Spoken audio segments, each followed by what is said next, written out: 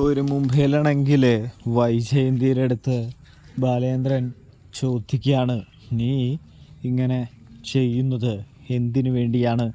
നിനക്ക് അലീനയെ ഇവിടെ നിർത്താനായിട്ട് കഴിയില്ല, പിന്നെ നീ എന്തിനാണ് ആരോട് ചോദിച്ചിട്ടാണ് വേറെ ജോലിക്കാരിയെ വെക്കുന്നത് എന്ന് ചോദിക്കുന്നത് കാണാൻ കഴിയുന്നുണ്ട്, സാധിക്കുന്നുണ്ട്. ഇത് സമയമാണെങ്കിൽ നമ്മുടെ വൈജയന്തിയാണെങ്കിൽ താൻ പണം കൊടുത്തോളാമെന്ന് പറയുന്നത് കാണാൻ കഴിയും, സാധിക്കും. ബാലേന്ദ്രൻ പിന്നെ ഒന്നും പറയുന്നില്ല എന്ന് കാണാനായിട്ട് കഴിയുന്നുണ്ട്, സാധിക്കുന്നുണ്ട്. ഇത് സമയമാണെങ്കിൽ നമ്മുടെ വൈജയന്തി തൻ്റെ വിജയമാണെന്ന് വിചാരിച്ചു കൊണ്ടിരിക്കുകയാണ്. തുടർന്ന് വൈജയന്തിക്ക് നല്ല പണി തന്നെ ബാലേന്ദ്രൻ കൊടുക്കാനായിട്ട് ഒരുങ്ങുകയാണ് എന്ന് കാണാനും കഴിയും കൂട്ടുകാരെ.